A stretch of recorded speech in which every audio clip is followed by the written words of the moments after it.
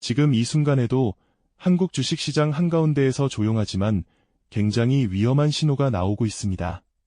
대부분은 그냥 뉴스 한 줄로 넘겼지만 이 흐름을 제대로 읽으면 앞으로 3년 계좌 앞자리가 바뀔 수도 있는 수준입니다.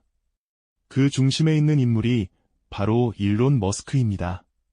단순히 유명 CEO가 한국을 언급했다는 얘기가 아닙니다. 지금 머스크의 행동은 명확한 방향성을 가지고 있고 그 방향 끝에는 한국 산업 구조 전체가 걸려 있습니다. 이건 팬심으로 볼 일이 아니고 냉정하게 돈의 흐름으로 봐야 할 문제입니다.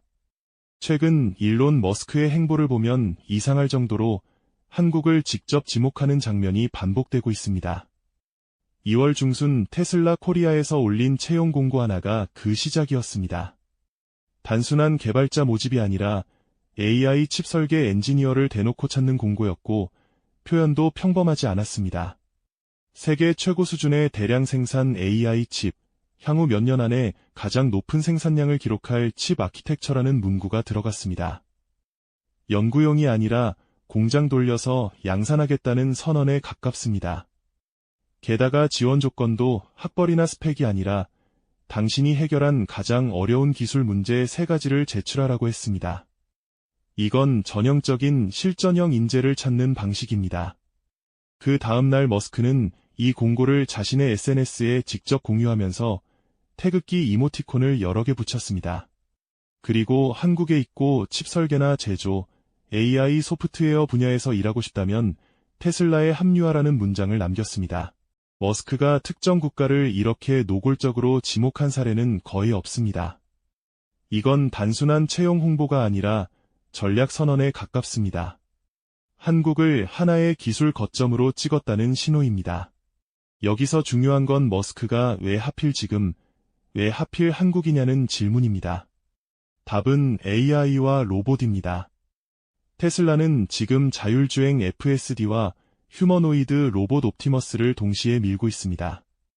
이 2개의 공통 분모는 전부 AI입니다. 그리고 AI의 병목은 언제나 칩과 메모리입니다. 계산을 담당하는 칩, 데이터를 쌓고 빠르게 주고받는 메모리, 이 둘이 없으면 AI는 돌아가지 않습니다. 문제는 이걸 설계하는 것과 실제로 대량 생산하는 것은 완전히 다른 게임이라는 점입니다. 테슬라는 AI 칩을 직접 설계하지만 생산은 파운드리에 맡기는 구조입니다. 여기서 한국이 등장합니다. 삼성전자는 이미 테슬라와 수십조 원 규모의 위탁 생산 계약을 맺은 것으로 알려져 있고 머스크가 직접 미국 공장 인근에서 생산 과정을 챙기고 있다는 얘기도 나옵니다. 하지만 이보다 더 중요한 해석이 있습니다. 머스크는 단순히 칩을 만들고 싶은 게 아니라 칩 설계부터 제조, 패키징, AI 소프트웨어까지 하나의 흐름으로 묶으려 하고 있다는 점입니다. 채용 공고에서 이 3가지를 한 문장에 넣은 이유가 여기 있습니다. 그럼 왜 한국이냐? 한국이 가진 가장 강력한 무기는 HBM입니다. 고대역폭 메모리라고 불리는 이 메모리는 AI 칩 옆에 붙어서 데이터를 초고속으로 주고받는 역할을 합니다. AI 연산이 커질수록 이 메모리의 중요성은 폭발적으로 커집니다. 지금 이 분야에서 세계 최상단에 있는 회사가 삼성전자와 SK 하이닉스입니다. 그리고 더 중요한 건 이 메모리를 실제로 설계하고 양산해본 엔지니어들이 한국에 몰려있다는 점입니다. 그래서 지금 벌어지고 있는 게 인재 전쟁입니다. 엔비디아, 마이크로소프트, 브로드컴 같은 글로벌 기업들이 한국 대학과 연구진을 직접 찾아와서 고연봉을 제시하고 있습니다. 8년차 이상 HBM 엔지니어에게 연봉 3억 원이 넘는 조건을 제시했다는 보도도 나왔습니다. 이 와중에 머스크까지 공개적으로 태극기를 흔들며 합류하라고 외친 겁니다. 이건 단순한 기업 경쟁이 아니라 국가 단위 기술 패권 경쟁입니다. 문제는 공급입니다. 전망에 따르면 2031년 국내 반도체 인력 수요는 30만 명이 넘는데 신규 유입은 연간 수천 명 수준입니다. 구조적으로 인력이 부족한 상태입니다. 이 말은 무슨 뜻이냐면 이 분야의 몸값은 계속 오를 수밖에 없고 동시에 한국 기업 입장에서는 핵심 인력이 빠져나갈 리스크가 커진다는 뜻입니다. 머스크의 한국 관심은 기회이면서 동시에 위협입니다. 이제 여기서 머스크가 말하는 미래를 봐야 합니다. 그는 반복해서 이런 말을 합니다. 장기적으로 돈의 개념은 약해지고 에너지가 진짜 화폐가 될 것이다.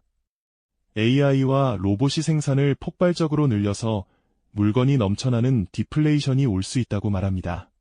사람 대신 로봇이 일하고 AI가 계산하면 물건 하나 더 만드는 비용이 거의 0에 가까워진다는 논리입니다. 이 주장이 맞을지 틀릴지는 아직 모릅니다. 많은 경제학자들은 속도가 과장됐다고 봅니다. 하지만 중요한 건 머스크가 이 믿음을 바탕으로 실제 행동을 하고 있다는 점입니다. 그리고 이 시나리오에서 반드시 필요한 요소가 4가지입니다. 칩, 메모리, 로봇, 전력입니다. 계산하려면 칩이 필요하고 데이터를 처리하려면 메모리가 필요하고 물리적 생산을 하려면 로봇이 필요하고 이 모든 걸 돌리려면 전력이 필요합니다. 이 4가지에서 한국은 전부 연결되어 있습니다. 그래서 이제부터 중요한 질문은 하나입니다. 만약 머스크가 그리고 있는 3년 뒤 세상이 일정 부분이라도 현실이 된다면 한국에서 가장 직접적인 영향을 받는 기업은 어디인가? 이걸 단순히 머스크 테마주로 접근하면 위험합니다. 우리는 구조적으로 돈이 흘러갈 수밖에 없는 길목을 봐야 합니다. 이 흐름 속에서 반드시 체크해야 할 한국 기업들을 산업별로 묶어서 하나씩 풀어보겠습니다. 단순히 이름 나열이 아니라 왜 그 기업이 필요한지, 어떤 조건이 충족돼야 실제 수혜로 이어지는지, 그리고 어떤 리스크를 같이 봐야 하는지까지 전부 짚어보겠습니다. 지금 이 흐름은 짧은 테마가 아니라 최소 3년짜리 구조적 변화일 수 있습니다. 여기까지 놓치지 말고 꼭 이어서 보시기 바랍니다. 이제부터가 진짜 중요한 구간입니다. 앞에서 머스크가 왜 한국을 찍었는지, 그리고 그가 그리고 있는 미래의 구조가 무엇인지 살펴봤다면, 이제는 그 구조 위에 실제로 돈이 올라가는 지점을 봐야 합니다. 여기서부터는 상상이나 기대가 아니라 실제 산업 구조와 숫자의 이야기입니다. 그리고 이 흐름을 제대로 이해하지 못하면 머스크 뉴스는 그냥 소음으로 끝나지만 이해하면 투자 관점에서 완전히 다르게 보이기 시작합니다. 먼저 가장 중심에 있는 축은 반도체, 그 중에서도 메모리입니다. 특히 HBM입니다. AI 연산량이 늘어날수록 GPU 하나당 필요한 HBM 용량은 계속 늘어나고 있습니다. 예전에는 한 개면 충분했지만 지금은 여러 개를 동시에 붙이고 다음 세대에서는 그보다 더 많은 적층이 필요해집니다. 이건 선택이 아니라 구조입니다. AI 모델이 커질수록 필연적으로 따라오는 수요입니다. 이 흐름의 정중앙에 있는 회사가 삼성전자와 SK 하이닉스입니다. 이 두 회사는 단순히 메모리를 만드는 회사가 아니라 AI 산업 전체의 병목을 쥐고 있는 위치에 있습니다. 공급할 수 있는 회사가 제한적이기 때문에 가격 협상력도 같이 올라갑니다. 다만 메모리는 사이클 산업이기 때문에 항상 같이 봐야 할 건 고객사의 투자 속도입니다. 엔비디아, 마이크로소프트, 구글 같은 빅테크들의 설비 투자 규모가 줄어드는 순간 기대는 먼저 꺾일 수 있습니다. 그래서 이 구간은 무조건 장기 확신이 아니라 분기별 체크가 필요한 영역입니다. 그 다음은 사람들이 잘 보지 않는 후공정입니다. HBM은 그냥 메모리를 만드는 게 끝이 아닙니다. 여러 장의 메모리를 정밀하게 쌓고 붙이는 과정이 핵심이고 이 과정에서 수율이 갈립니다. HBM 세대가 올라갈수록 적층수는 늘어나고 그만큼 장비 난이도와 필요 물량도 커집니다. 이건 메모리 업체들이 증설을 결정하는 순간 가장 먼저 움직이는 영역입니다. 그래서 이런 장비주는 실적보다 수주가 먼저 움직이고 수주가 곧 실적의 예고편 역할을 합니다. 여기에 검사 장비를 담당하는 큰 회사들도 같이 봐야 합니다. 대량 생산으로 갈수록 분량을 얼마나 빠르게 잡아내느냐가 원가를 좌우합니다. 후공정이 중요해질수록 이런 회사들의 존재감도 커질 수밖에 없습니다. 이제 칩과 메모리 다음은 로봇입니다. 머스크가 옵티머스를 계속 언급하는 이유는 단순한 미래 홍보가 아닙니다.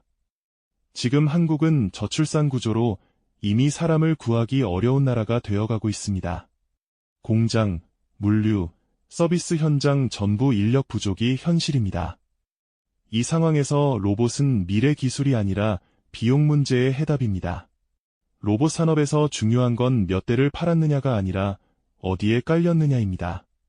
대기업 공장, 물류센터, 자동화 라인에 들어가기 시작하면 그 순간부터는 유지보수와 업그레이드라는 반복 매출이 생깁니다.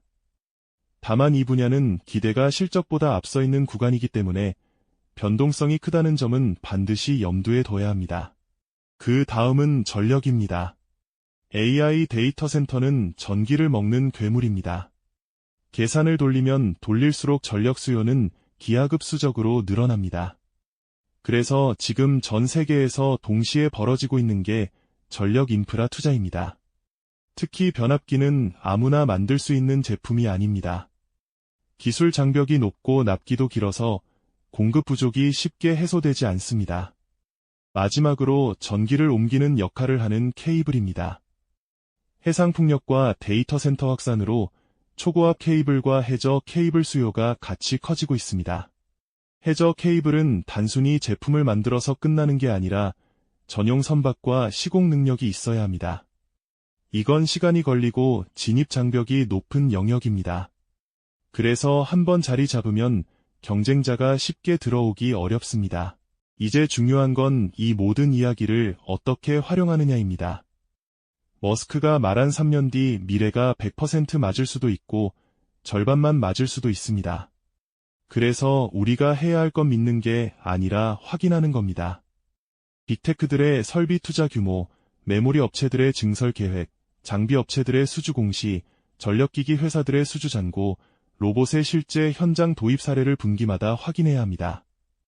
이 숫자들이 같이 움직이면 흐름은 살아있는 겁니다. 그리고 가장 중요한 원칙은 몰빵하지 않는 겁니다. 이건 단기 테마가 아니라 구조 변화이기 때문에 분할로 천천히 접근해야 합니다. 너무 빠르게 올라간 구간에서는 욕심을 줄이고 확인이 되는 구간에서만 비중을 늘리는 전략이 필요합니다. 머스크가 한국을 지목한 건 우연이 아닙니다. AI, 반도체, 로봇, 전력이라는 미래 산업의 병목이 한국에 모여있기 때문입니다. 이 흐름을 냉정하게 따라갈 수 있다면 앞으로 3년은 그냥 흘러가는 시간이 아니라 준비된 사람에게는 기회의 시간이 될 수 있습니다.